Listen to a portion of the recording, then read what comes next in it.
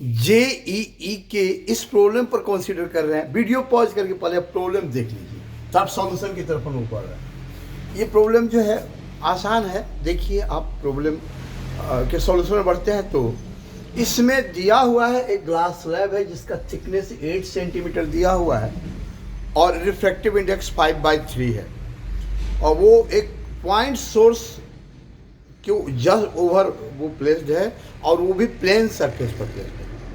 तो एक चीज़ आप समझिए, यहाँ दिया हुआ है कि जो स्लैब के ऊपर टॉप सरफेस से जो लाइट इमर्ज हो रहा है वह लाइट आर सेंटीमीटर के रेडियस पर इमर्ज हो रहा है सर्कुलर एरिया में। तो आप ये समझ रहे हैं कि जब लाइट ग्लास स्लैब से बाहर जाएगा तो रिफ्रैक्शन होगा।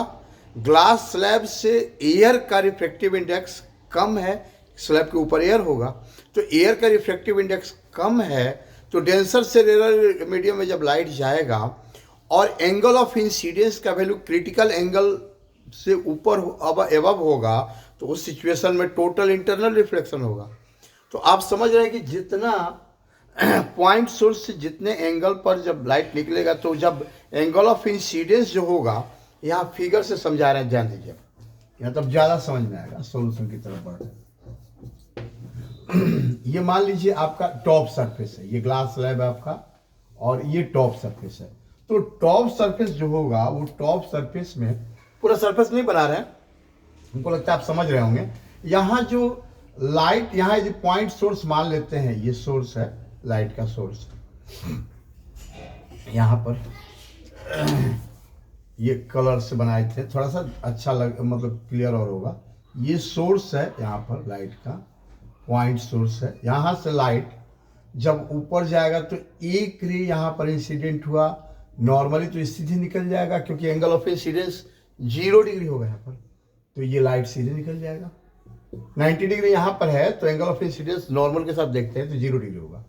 इधर जो लाइट जाएगा तो जितना दूर ये रे जाएगा दूरी डिस्टेंस पर, तो क्लियर है कि यह जो नॉर्मल यहाँ पर बनेगा, यहाँ जो नॉर्मल बनेगा, इस नॉर्मल के साथ एंगल ऑफ इंसिडेंस जितना अधिक होगा, एंगल ऑफ इंसिडेंस का वैल्यू जितना अधिक होगा, ये जितना दूर जाएंगे उतना अधिक होते जाएगा। दिख रहा है यहाँ पर एंगल ऑफ इंसिडेंस, यहाँ पर 0 डिग्री, यहाँ पर थीटा हो गया, ये नॉर्मल है। तो जब एंगल ऑफ इंसिडेंस जैसे जैसे दूर जाएंगे एंगल ऑफ इंसिडेंस इंक्रीज होगा, और जब वो क्रिटिकल एंगल पर एंगल ऑफ इंसिडेंस पहुंच जाएगा ताकि रिफ्रेक्टेड रे वो इंटरफेस में ही चलने लगे दोनों मीडिया के, इधर एयर और इधर ग्लास के, तो उस सिचुएशन में तब लाइट बाहर नहीं निकलेगा। तो वह उस सिचुएशन में यह जितना डिस्टेंस इधर होगा उतना ही डिस्टेंस इधर भी, तो यही सिचुएशन बनेगा, उतना ही डिस्टेंस चारों तरफ बनेगा, ऐसे चारों तरफ बनेगा। यानी एक सर्कुलर एरिया होगा जिसमें ये रेडियस आर दिया गया है, आर रेडियस के पाथ पर तक लाइट निकलेगा, और उसके बाहर जो भी लाइट इंसिडेंट होगा इससे इधर, वो लाइट यहाँ पर टोटल इंटरनल रिफ्लेक्शन उसका होगा, वो बैक हो जाएगा नीचे ही, लाइट बाहर नहीं निकलेगा। तो इस तरह से ये सर्कुलर एरिया आर में ही लाइट इमर्ज होगा, वही दिया हुआ है, इसमें आर का वैल्यू फाइंड करना है। तो अब आप देखिए यहाँ पर बहुत आसान क्वेश्चन है, यहाँ सॉल्यूशन की तरफ देखिए। ये नॉर्मल है आपका।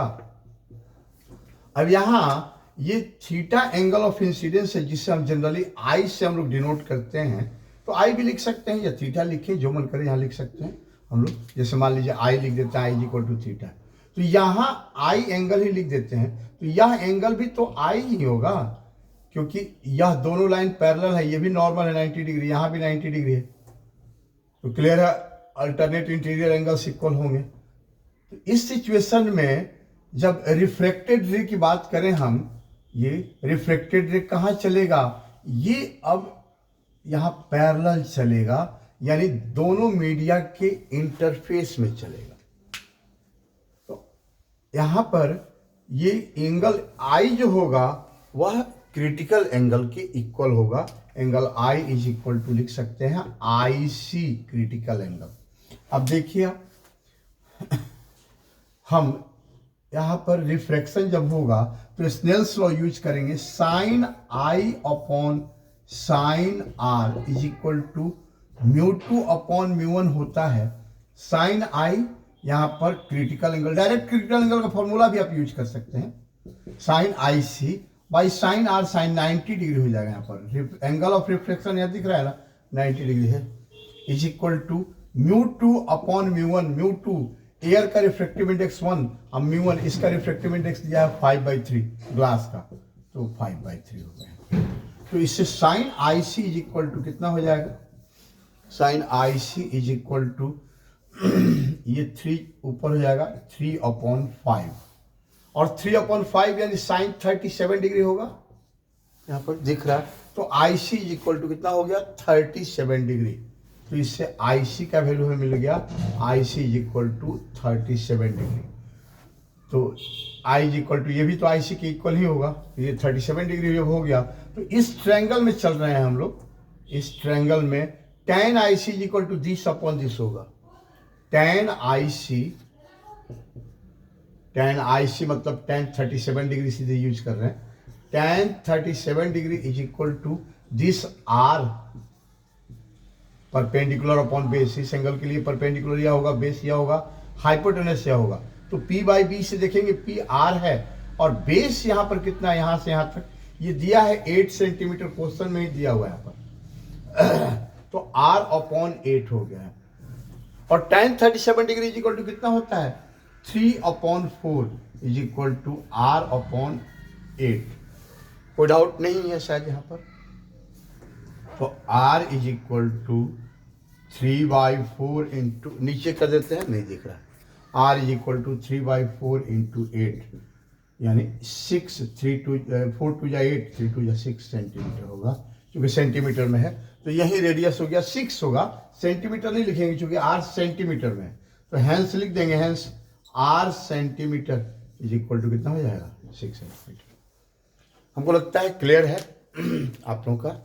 मेरा जेई और नीट के पर्पज से ऑनलाइन जो क्लास चल रहा है उसमें बच्चे जो है वो 1 महीना तक फ्री डेमो है, और उसमें सैटरडे संडे का डेमो हम लंबा लेते हैं, संडे का डेमो लंबा लेते हैं। जनरली बच्चे जहाँ से मन करे जेई और नीट के सिलेबस के अकॉर्डिंग क्वेश्चन पूछ सकते हैं, कोई थ्योरी, कोई डेरिवेशन, कोई फॉर्मूला, जो भी मन करे पूछ सकते हैं, वो जहाँ से मन करे किसी भी ब्रांच से, संडे के डेमो में, सैटरडे के डेमो में। और उसके बाद बैच में 1 महीने तक होगा, बैच में रनिंग टॉपिक के हिसाब से जहाँ से मन करे क्वेश्चन पूछेंगे, और बुक्स में भी जहाँ से मन करे जिस बुक से या कोचिंग के मॉड्यूल से अपना क्वेश्चन बनाएंगे। हालांकि हम यहाँ कम से कम 3 बुक हम भी बताते हैं कि ये बुक बनाना जरूरी है, जेई के लिए अलग और नीट के लिए अलग।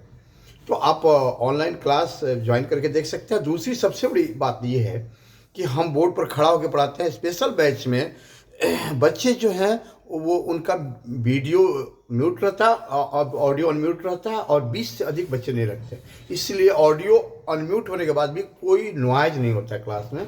और नॉइज जो चल रहा है क्लास उसमें हम प्रैक्टिकली देख रहे हैं, ऐसा कोई नॉइज नहीं होता है, इसलिए कोई डिस्टर्बेंस नहीं है। हर एक स्टूडेंट हर एक स्टेप पर हमसे डिस्कस कर सकता है। जब तक वो नहीं समझेगा तब तक हम आगे नहीं बढ़ेंगे। कोई इरिटेशन हमको नहीं होता है। आप जब तक आप संतुष्ट नहीं होंगे हम आगे नहीं बढ़ेंगे, ना थ्योरी में ना प्रॉब्लम में, हर चीज़ में समझाते हुए पढ़ेंगे। और इससे रिजल्ट बेहतर हो रहा है। मेरे पास जो बच्चे आ रहे हैं वो ये ज़्यादा पैसा दे करके जो पहले पढ़ चुके हैं रिपीटर्स बैच में, वो सब बच्चे बहुत सेटिस्फाइड हैं, हाईली सेटिस्फाइड हमसे।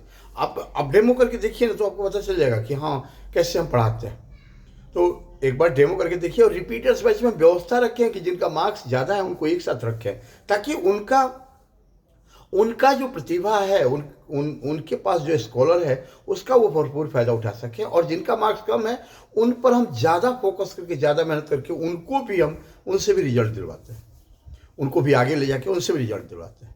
अब रिजल्ट में जो जितना मेहनत करेगा, जो जैसा स्टूडेंट होगा उस टाइप से उसका रैंक बूस्टअप होगा। लेकिन रिजल्ट दिलवाने की भरपूर कोशिश करते हैं दोनों ही टाइप के बैच से। रिपीटर में ज़्यादा मार्क्स और कम मार्क्स वाले वो परसेंटाइल वाइज जेई के लिए और नीट के लिए मार्क्स वाइज, ऐसा हमने किया है। तो आप करके देखिए। फाउंडेशन में तो ऐसा कोई ज़रूरत होता नहीं है, जेई का अलग फाउंडेशन, नीट का अलग फाउंडेशन चल रहा है। तो आप एक बार ज्वाइन करके देखिए ना, पहले डेमो करके देखिए ना, 1 महीना पढ़ के देखिए ना, फी कौन भेजना है, 1 महीने के बाद फी भेजना है। Thank you.